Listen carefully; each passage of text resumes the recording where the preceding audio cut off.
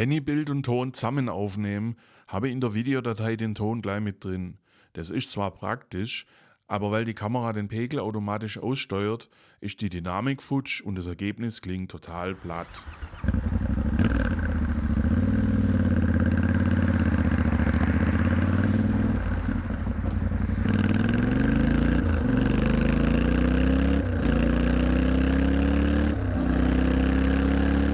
Die Lösung: RAW-Audio in der GoPro aktivieren. Hör mal, wie das tönt.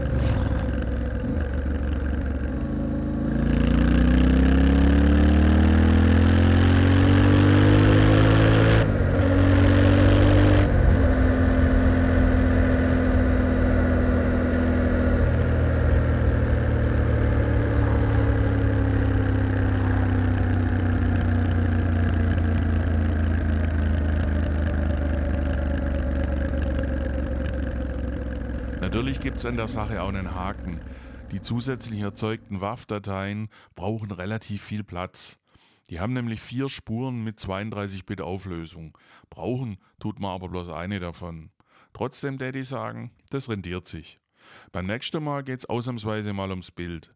Da teste ich ND-Filter. Bis demnächst. Ade.